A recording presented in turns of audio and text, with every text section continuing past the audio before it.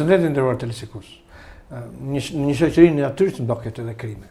Por një shoqëri është tingëllon ndryshe krimi. Kur ai është tek adoleshentët, tek fëmijët, kur krimi është brenda familjes. Se krimet e tjera që ndodhin edhe aksidentalisht, por që ndodhin edhe me paramendim, kanë një natyrë tjetër. Unë do të ndalim tek këto krime që janë brenda familjes. Janë bërë shumë raste dhe unë kam marrë shkas nga ai rasti i djeshëm që një djalë nën efektet e drogës, narkoman, që duke mbajtur ata shashin në fillim në bodrum, pastaj e mbajnë në korridor, pastaj në kokën e aztekut, pastaj e prin vetë. Ka dhënë efektet e para. I ngul shumë thika të dashurës së tij. Ai ishte rasti më i fundit për të rikthyer një retrospektive me shumë raste të tjera. Për diskutuar çfarë po ndodh me familjen shqiptare, ose çfarë po ndodh, si është kjo dashuria e këtyre të rinjve shqiptare, e cila është më shumë me Facebooku dhe nuk lexoj dot. U kam ftuar një mike të çmuar, një gazetare prej me shumë vitesh, me një kontribut të jashtëzakonshëm në televizionin shqiptar, edhe para viteve 90, por edhe pas, që i shikon problemet paksa ndryshe. Do të flas dhe për jetën e saj. Unë kam ftuar në studio Klementina Sinanaj Dike. Se merr në studio. Faleminderit Bejdo që më ftuat në studion tuaj. Unë dua të kujtoj sepse ti ke qenë në kohën e televizionit, se ne jemi mësuar që të na përpijmë Majlinda Bregu, edhe të na e marrë edhe vëmendjen edhe në politikë edhe në gazetaritë dhe në gjithë. Sigurisht secili ka vendin e vet, ka mendimet e veta të vlefshme për shoqërinë, po unë vlerësoj studion tuaj se ju e keni rritur edhe e keni shtrirë pjesëmarrjen e shoqërisë duke i ftuar nga shtresat të ndryshme shoqërore dhe profesione të ndryshme. Në fundit ky është misioni, që të vinë ata 1000 njerëz në vit, të cilët janë më afër atyre që na shikojnë, ose i kuptojnë ata që na shikojnë, sepse është shumë e vështirë sot ta kuptosh si Ilir Metën apo Edi Ramën apo ashtu, se tjetër gjëson e tjetër gjë bëj. Tani puna është të sjellësh mendimin e opinionit publik. Dhe duke sjellur mendimin e shumë njerëzve të opinionit publik në një studio televizive, hiqen ato klishet ose më të themi monopolizimi i tregut nga një numër i caktuar gazetarësh mediatik dhe emancipohet shoqëria duke parë që ka edhe mendim tjetër. Klementin, të vjen keq që është monopolizuar edhe studio dhe ashtu. Ata mbajnë 4 veta me rrogë dhe pastaj bëjnë një mbushje të vogël sipas interesit të tyre dhe janë të njëjtat personazhe që qarkullojnë në 6 televizione. Kjo mua më vjen keq, nuk dua të paragjykoj asnjëri, mund të bëj një pasazh të shkurtër në fillimet e pluralizmit kur u krijuan partitë e para politike që donin të bënin prezantimin përpara opinionit publik, u hapën konferencat e para të partive politike dhe kam qenë drejtuese e këtyre konferencave. E veçanta në ato konferencave që nuk u përsërit më, ishte se partitë politike dilnin përpara gazetarëve të shumë, jo vetëm në mënyrë të sinqert, po shumë media të shumë llojshme. Kishte nga e djatha, kishte nga e majta, kishte ekstremi majt, kishte ekstremi djathtë, kishte të pavarur, kishte sindikalist, kishte dhe partitë ishin përpara një opinioni përfaqësuesisht të një opinioni shumë më të gjerë. Dhe nuk u bë më. Si shpjegohet që tani partitë kanë përfunduar në CD? Të bie CD në Partitë Socialiste e jep dhe ti e quan atë lajm televizor ose hap lajme. Tani unë është detyra e shiko, unë kam qenë a di që çdo parti, ka 3 partitë më dha, kanë studio 4 herë më të mëdha se televizionet, me monitorë të cilat çdo rresht që delën për televizion menjëherë e kthejnë në material real në propagandën e tyre. Presioni në media është shumë i madh. Unë kam provuar presionin në media. Është detyra e gazetarit të jetë ose të zgjedhë, ose të jetë një profesionist dhe t'i takojë gjithë opinionit publik, gjithë audiencës, ose të bëjë negociata për të qenë në interes të një grupi në një grupi tjetër. Sigurisht që gazetarët kanë edhe opinionin e tyre, njëri mund të jetë i majt, tjetri mund të jetë i djathtë etj. Po për mendimin tim nuk ka pse të marrë përsipër gazetari të shpjegoj ose të justifikoj politikanin. Ti ftoje politikanin dhe me gojën e tij ai të justifikoj vetë. Platformën e tij dhe ti të justifikosh misionin tënd. Pra, ne kemi ndarë misionin nga platforma. Unë do të kthehem tek ai problemi që e fillova këtë intervistë. Ç'ndodh me familjen shqiptare? Përse neve një njeri që dashurojmë, një njeri që flem në krevat, një njeri që kemi fëmijë e masakrojmë? Për mua kjo është krizë e përgjithshme e gjithë shoqërisë. Është një krizë ekonomike, është një krizë politike dhe është një krizë sociale. Që pastaj vjen edhe kriza familjare. Pastaj vjen edhe kriza në arsim, kriza është krizë që jo vetëm media, politikanët të po, media, por gjithë opinioni shoqëror duhet të ngrihet në mbrojtje të familjes. Në qoftë se ne kemi shoqëri të stabilizuara në botë, është se ato kanë familje të stabilizuara. Dhe këto familje janë të stabilizuara për dy arsye shumë të rëndësishme. E para, ekonomia, do me thënë, çdo antar i familjes ka pozicionin e vet në shoqëri, është në punë, është në shkollë, ka një raport me prindrit, ka një raport me shoqërinë, dhe nga ana tjetër shoqëria ka ligje që janë standarde dhe secili përpara ligjit janë të barabartë, duke filluar që nga prindi, që nga familja, që nga komshiu, që nga politikani, gazetari, të gjitha këto forcojnë shoqërinë.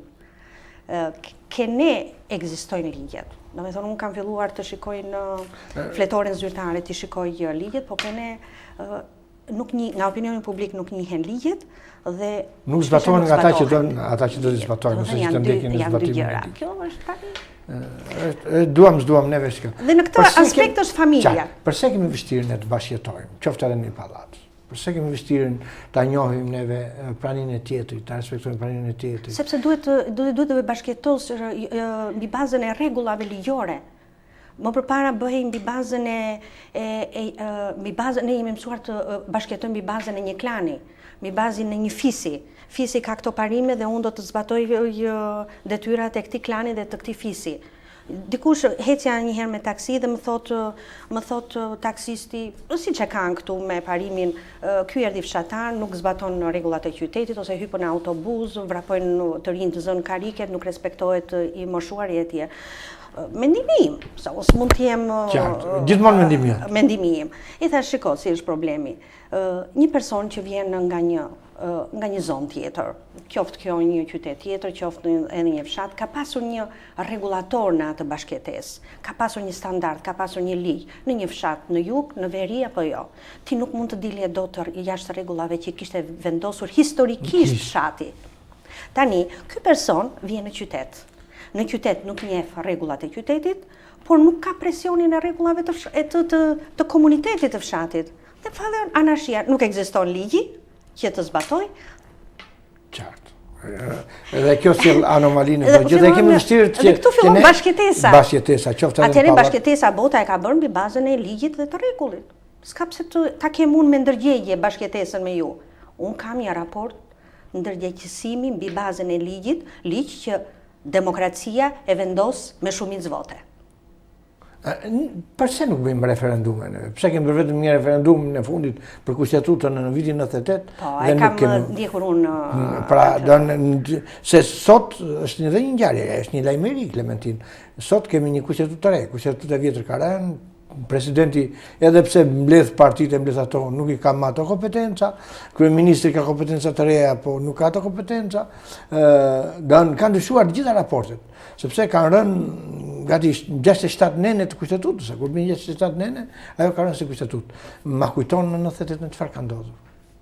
Mbaj mend në 98, unë gjatë gjithë vitit, një vit isha në drejtimin do me thënë pasqyrimin e bashkëpunimit të komisionit për hartimin e kushtetutës. Atje drejtohej, mbaj mend, nga profesor Sabri Goda, që ishte një personalitet i politikës edhe bashkëkryetar me zotin Arben Imamin. Me Arben Imamin, ishin 3 juristë me shumë përvojë, ishte Kristaq Traja, Krenar Loloçi dhe Zahariani, duket është në gjykata e tjerë, dhe kishte përfaqësues nga gjithë partitë politike, plus pastaj kishte përfaqësues edhe nga ndërkombëtarët, nga Shtetet e Bashkuara të Amerikës, nga Europa, nga specialistë.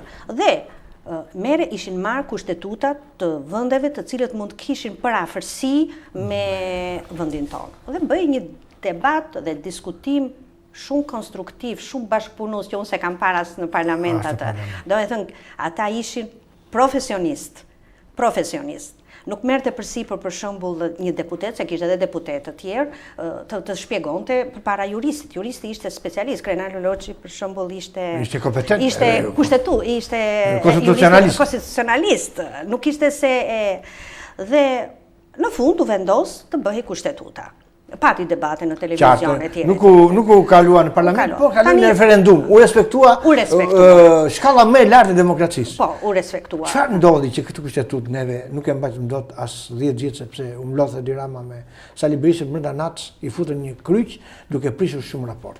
Tani unë nuk e kam ndjekur për shembull pikërisht çfarë pikash janë. Jo, ndryshuan pikën që presidenti zgjedhet me 71 vota, edhe antari i KQZ-s ose një antar i KQZ-s zgjedhet me 84 vota. Ja kjo u bën atë kushtetutë. Ndaj erdhi nevoja për të ndryshuar dhe tani. Atëherë unë kam mendimin, nuk mund të them që jam, kur thon një fjalë kompetente dhe ne drejtojmë në Shqipëri me klane. Me konceptin dhe mentalitetin klanor që klani më i fuqishëm do të vendosi institucionin do të marrë institucionin më të rëndësishëm. Ky është mendimi im. Mund të mos jetë i vërtetë. Dhe tani, duke qenë ndoshta ndërhyjet në kushtetutë. Po, prapë unë mund të flas sepse ajo ndërhyrje ishte gabim, se ndërhyen dy kryetarë të partive, ndërsa kjo ndërhyrje tanishme kjo është më cilësore. Në qoftë se ju vendos ai pozicion atë kohë presidentit, ju vendos pikërisht për këtë që të mos kishim një mazhorancë të fuqishme në parlament dhe të ishte si regulator presidenti. Tani, se sa është objektiv një president ndaj problemeve që trajton parlamentin, nuk mund ta them. Është vështirë. Ndërsa, po ta shikosh se konstitucionalistët kësaj radhe kanë parë problemin paksa më ndryshe. Ata duan që të jetë një republikë parlamentare, totalisht. Të mos ketë lidhje presidenti. U tentua që presidenti zgjedhet nga populli, nuk u arrit, dhe kjo kushtetutë e re që kemi sot neve, kjo është një kushtetutë e pastër parlamentare. Është mirë për këtë vend apo jo? Unë jam e mendimit që vendin edhe në të gjithë vendet e botës hecën në pozicionin e duhur jo thjesht se si janë të përcaktuar është parlamenti. Sigurisht, ai është regulator. Problemi është ekonomia. Ekonomia, është më saktë. Në qoftë se juve nuk keni një ekonomi të dobët, le të vendosni ligjet më të mira dhe të keni parlamentin më të mirë dhe juristët më profesionistë, ekonomia nuk të lejon që të jesh këtë më ka thënë dje edhe zoti Këshillë ju kryetaria Las Kuqezi, tha më para se të bëjë reforma në drejtësi, ta duaj reforma në ekonomi dhe reformën zgjedhore. Unë nuk e kam ndjekur, të them të drejtë. Jo, nuk kam si fare, po e kam tek mendimi, me që jemi sot me një kushtetutë të re dhe neve na mungon ekonomia dhe pa një ekonomi nuk mund të bësh do as kushtetutë as. Po të shikosh në të gjithë vendet e botës, politika është në shërbim të ekonomisë dhe të shoqërisë. Ai vendoset që të heci drejt progresit ekonomia. Aty është balanca, aty është matet politikani në të gjithë vendet e botës. Në qoftë se një politikan erdhi dhe ekonomia është drejt fundit, ai ikën, ai mund të jetë personalitet i madh, mund të jetë jurist i madh, mund të ketë pasur rezultate të mëdha etj. Ekonomia e vendit është dobët, largohu. Si shpjegohet që Edi Rama erdhi me një vrull, ndërmori dhe reforma të cilat të dhanë shpresë dhe pa pritur, pa kujtuar, në mbas 3 vjetësh jemi në atë pikë që ishte Sali Berisha, që ishte Fatos Nanua, që ishte Pandeli Majkua, që ishte Ilir Meta, që ishte Aleksandër Meksi. Pse kthehemi mbas 3 vjetësh në të njëjtën pikë? Kemi ekonominë të varfër. Kjo vjen e gjitha nga ekonomia.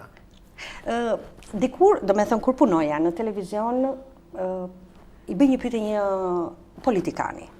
Nuk po them tani se kujt dhe i thash që sigurisht që ne ishim ndryshe nga gjithë vendet e botës, sepse kishim një pronë shtetërore, do me thënë nuk ekzistonte prona private, dhe fillimi i pluralizmit na gjeti pa, si mund të themi atë, klasën e fuqishme ekonomike që përcakton drejtimin e shtetit, pra u krijua një klasë politike pa bazë ekonomike që duhet të zhvillonte ekonominë, që duhet të ndante pronën.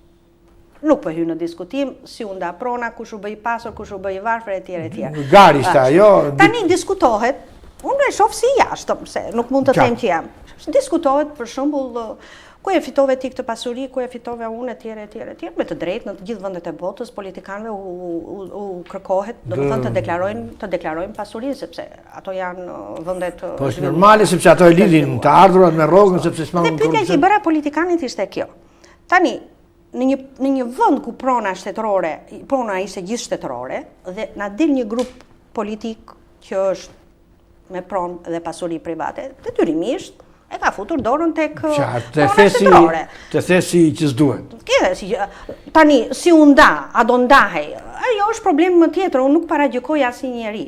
Problemi është që në qoftë se ju pranuat të bëheshit pronar i kësaj prone shtetërore, duhet investosh. Duhet të zhvillosh vendin.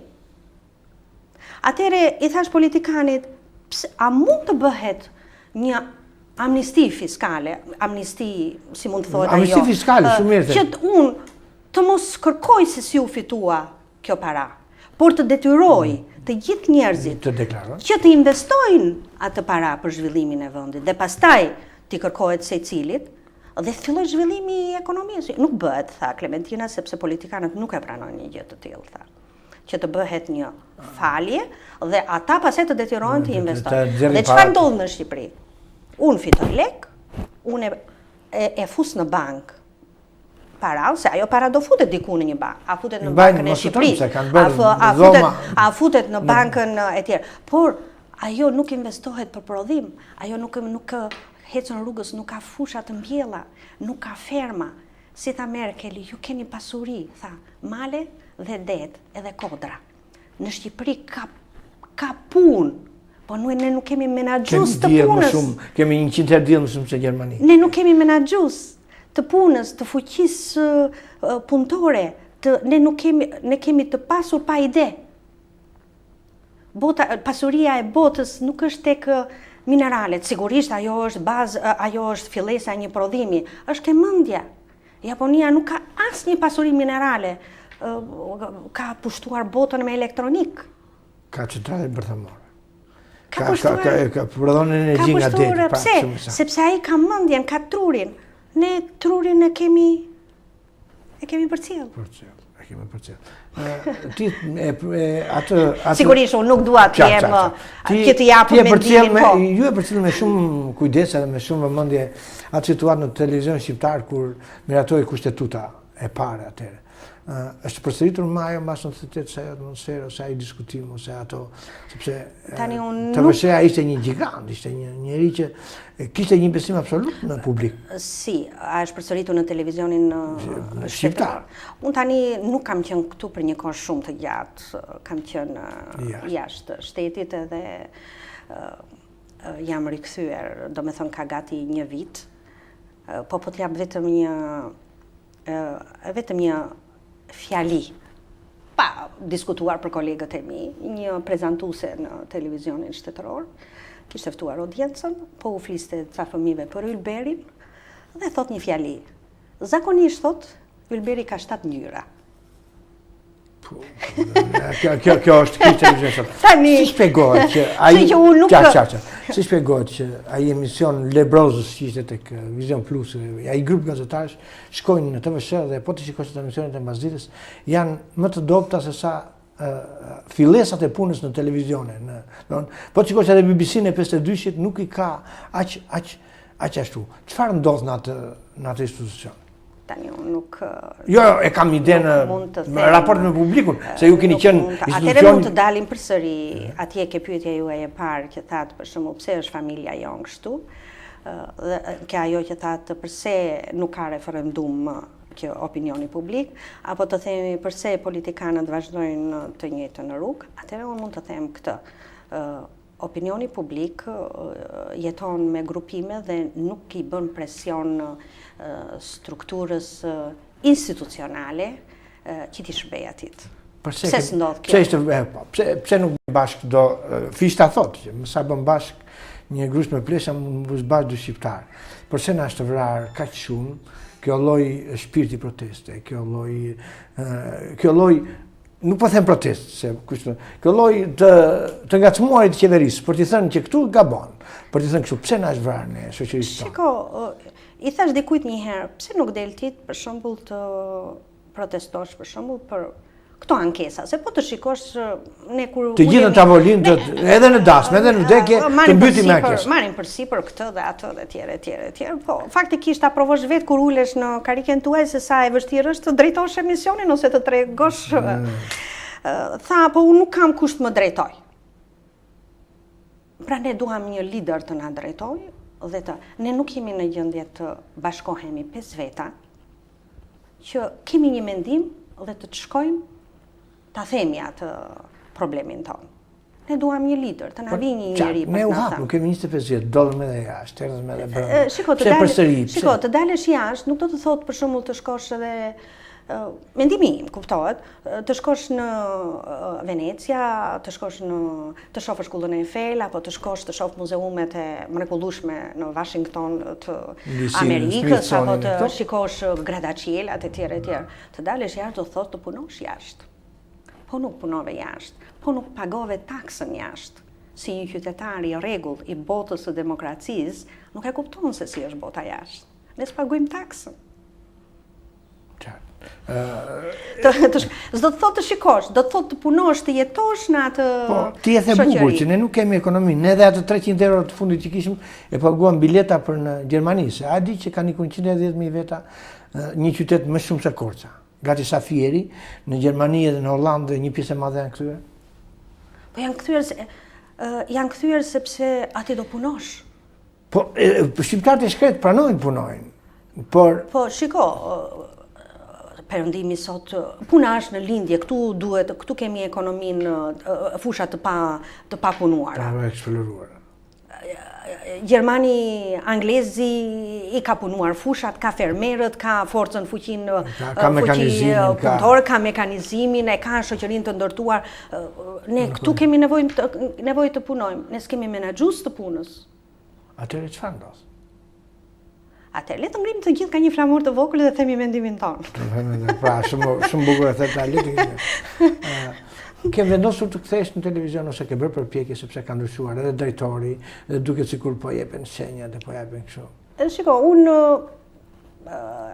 ju thash edhe në fillim, nuk e kam ndjekur domethënë se si është televizioni shtetëror është një gjigant i ka një 100 punësuar. Është gjigant i madh. Ka një buxhet për 105 milionë euro, nga të cilat 12 milionë euro janë të taksapaguesve shqiptar, të familje shqiptare, se pjesa tjetër është e buxhetit të shtetit. Tani, atëre duhet vetë opinioni publik të kërkoj televizion shtetëror që të pasqyroj ato problemet e tia. Si do ta bëj këtë, nëpërmjet kujt do ta bëj këtë. Le ta zgjidhim. Po ta shikosh që gradualisht hap pas hapi. Nuk është e lehtë. Nuk është e lehtë. Hap pas hapi është zhdukur i gjitha ekipi televizionit. Gjithë ato ikonat e televizionit kanë dalë jashtë loje. Si ndjeni kur shikon? Shiko, unë respektoj gazetarët e rinj. Janë me gjuhë të huaja, përpiqen. Ne kemi mitizuar, ne kemi glorifikuar, më saktë fjala e dur, ato që është gazetari me gjuhë të huaja ande këte, po ai nuk di ato gjërat e thjeshta. Në ti para bisedës më thënë një llaf që ai nuk di se si ngrihet kjo, se po ta ngrej këtë shtrembrohet kështu. Sepse nuk ja tha njëri ti thotë, ai nuk ka konkurrencën. Ai nuk ka konkurrencën. Aty nuk i ka ai si ka ardhur një herë. Nuk ka ardhur mbi bazën e konkursit. Ai 3 muaj thotë juaj je në provë ke unë. Dhe ai të merr të shef CV-n dhe ka të qartë një herë çfarë do të realizoj me punën tënde. Dhe në qoftë se ti me punën nuk ja realizon atë që dëshiron, ai thotë më vjen keq, unë do të largoj. Sepse thuhet për shembull që duhet të kesh një ndërhyrje, edhe jashtë ka një ndërhyrje. Ka një rekomandim. Ka një ndryshim. Po ka një ndryshim. Ai mund të marrë me rekomandim. Po në qoftë se ti nuk ja bën punën atje, ai nuk e pyet rekomandimin. Nuk e merr parasysh rekomandimin. Tani si janë në televizion shtetëror, unë them që si gazetarët e televizionit shtetëror, si gazetarët e televizioneve private, ka shumë gjëra për të dëshiruar, për të përmirësuar. Përse nuk kemi etikë në televizionin e? Po ne na mbyt femrat e zhveshura, ne kemi maninë që dhe televizion privat dhe shtetëror, a ka mundësi të gjejmë një femër e cila të jetë pak dekoltet dhe drejtojë një emision? Çfarë ndodh? Shiko, unë pash në televizionin shtetëror që ishte dhënë një njoftim për drejtorin e paraqitjes. Do të them unë se çfarë ndodhi në televizion shtetëror. U morën 4 drejtor nga Top Channel-i, pra Top Channel-i po transferohet në TVSA. Bleda Zaganjori, unë t'i them me emra me kështu, të cilët u vunë. Njoftimi ishte formal, mos u beso njoftimeve, sepse emërimi ishte berë dhe nxirret një njoftim për të qenë brenda. Kjo bëhet edhe me atë agjencinë zyrtare të punësimit në kryeministri, kjo bëhet edhe me tjera, sepse unë e kam me shembull. Komisia ime nuk ishte lidhje fare, ishte në punë, ajo nxirrte unë e shikoj njoftimin në televizion që Agjencia Kombëtare e Punësimit kërkon të punësojë një financiere këtu në Ministrinë e Bujqësisë, ajo kishte 3 muaj që merrte rrogën. Pra, edhe kjo punë në televizione. Unë të ngacmova, dhe po ta them unë, nuk e the ti, që po ndodh një hata, që gjithë Top Channel-i po veten të TVSA. Martin Leka çoi gjithë Vision Plusin. Se s'merrni do rroga, dhe Top Channel ka filluar kriza dhe po veten në TVSA. Dhe të çosh 3 drejtorë në një ditë, pra, dhe 3 drejtorë të mëdhenj televizionit nga Top Channel-i, të paktën të kishte marrë një nga një medium tjetër ose nga një fushë tjetër, të kishte marrë një profesor. Tregon që gjërat përsëri po shkojnë më keq. Tani, unë nuk mund të them. Jo, ne pa diskutojmë, nuk vëmë unë jam një teleshikuese e televizionit edhe maksimumi unë mund të ngrej atë mendimin tim edhe opinionin tim se çfarë shofu në televizion, çfarë transmetohet në televizion. Sot nuk shikojmë gjë, se pranon edhe vetë zoti Alfred Peza. Sot për sot nuk po shikojmë gjë. Në qoftë se kapitalisti i televizionit shtetëror, se po ne jemi në kapitalizëm, pavarësisht se drejtori mund të jetë vendosur nga shteti, po kapitalisti i televizionit shtetëror mendon që Bejdo apo Klementina është ai që mua do të ma sjelli televizionin ato pozita ku dua unë, atëherë është ekonomia e tregut që do ta përcaktoj, është konkurenca. Atëherë ai do të sot janë bërë satelitor të gjithë, shumë të shpejt mund ta përcaktosh sa klikim ka, kush do shikohet më shumë, do shikohet ky televizion, do shikohet Ioni apo do shikohet një televizion tjetër. Në qoftë se pastaj ka të tjera, në qoftë se ti nuk të klikojnë edhe nuk të shikon audienca, atëherë ti ke një buxhet që nuk të lejon. Nuk e ka problem ai se shikon ose se shikojnë. Unë dua të ti më ke prur një libër në studio. Ky libër me poezi, kujt është dhe çfarë është ky njeri, çfarë është ky njeri? Ky është i vllai tim, Nikola Dika. Vllai im inxhinier mekanik, iku në vitet e... Ka ikur emigrant në? Në Greqi, sigurisht, atje ka bërë punë që... Agu i një shprese. Agu i një shprese. Është një libër me poezi. Po, edhe faktikisht e zotron shumë mirë gjuhën greke, dhe ka bërë poezi edhe në gjuhën shqipe, edhe në greqisht. Po janë shumë problemet të cilat ne i gjejmë në pyetjet që bëmë në këtu në studion tonë. Do me thënë, aty është largimi i trurit nga Shqipëria, aty është mos vlerësimi. Largimi muzikantëve të orkestrave të televizionit në orkestrën e Athinës, së pari.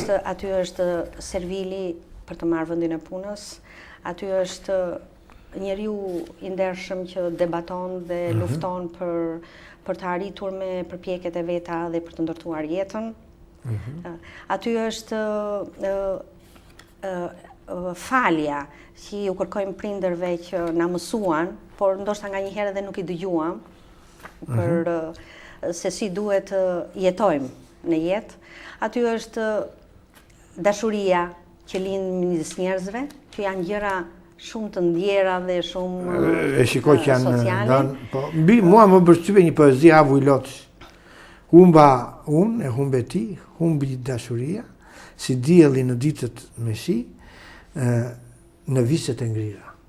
Pra, po ta shikosh ato notat e emigrantit, ato notat e mallit, ato notat e kështu, nuk shuan asnjëherë.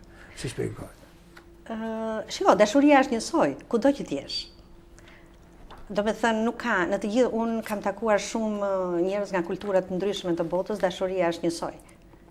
Është si në Shqipëri, si në Indi, si në Greqi, si në Kinë, si në Amerikë. Po të dalim ke pyetja juaj e parë, megjithëse mund të jemi me vonesë, ke pyetja juaj e parë, do me thënë pse familja jonë është e tronditur, pse është pikërisht kjo. Ai ekonomikisht nuk e mban dot familjen. Nuk e mban dot familjen, dhe nëse ti nuk e mban dot familjen, ti nuk mund t'i japësh dashuri asaj familje dot. Nuk lind, nuk ka dashuri. ti ke një shoqëri indiferente ndaj teje, nuk të flet, nuk të thot një mirëmëngjesi. Ti je i pafuqishëm për të gjetur një punë. Ti nuk ke një punonjës social që të thotë që në fund të fundit të japi zëmër të luftosh. Ti je i vetmuar. Ti je i vetmuar. I pambuluar nga asnjë aspekt. Atëherë ti shkon tek alkooli, ti shkon ke droga, Dhe neve pastaj bëjmë emision, si të ndihmojmë të droguar. Shumë. Por neve mbi të gjitha kemi mbusur Shqipërinë me hashash. Si e shpjegon këtë? Ka zgjidhje kjo? Sepse kjo është plaka më e madhe ekonomike. Se në shqiptarët s'kan asnjë shpresë. Mua më duket sikur jemi në kohën e fajdeve që s'kan shpresë të bësh tregti, s'kan shpresë të mbjellësh patate, s'kan shpresë të rritësh lop, por të mbjellësh më mirë 2 rrënjë hashash dhe ke zgjidhur viti. Tani, unë thash, nuk mund t'jap ato orientimet. Unë jam si qytetar, për shembull, që mendoj si mund të bëhet, po kjo do të thotë se është tjetër gjë të jesh në kariken e ministrit, ashtu, apo të kryetarit të bashkisë së një, dhe tjetër gjë është të jesh në pozicionin tim. Por, po u nisëm nga mendimi që Shqipëria ka mundësi punësimi kolosale, që ka pasuri kolosale, që ne të gjithë mund të punojmë dhe të jetojmë të lumtur, atëherë ne nuk kemi menaxhim. Ne nuk kemi, ose nuk kemi zgjedhur njerëzit e duhur. Nëse s'kemi zgjedhur njerëzit e duhur, ndoshta në këtë nivel jemi. Në këtë nivel. Meritojmë këtë lloj. Në këtë nivel jemi. Tani neve mund të shajmë qeverinë, po ndoshta jemi ne ata, kështu jemi ne. Të falenderoj që të kisha në studio. Faleminderit, Beto. Të nderuar televizionistë, ne ishim në studio me gazetaren e mirënjohur Klementina Sinan Ajdika, me të cilën unë diskutova ashtu natyrshëm për këto probleme që shqetësojnë këtë jetën tonë të përditshme, për pse kemi vajtur te droga. Por diskutuam edhe për librin e vllajt saj, Nikola Dikës, Agu i një shpresë, i cili ishte emigrant në Greqi. Është një emigrant i cili, pavarësisht se është larg Shqipërisë, atë sentimentet e jetës shqiptare i ka prurë më bukur se kushdo në poezi. Faleminderit për vëmendjen dhe ju rishkim këtë.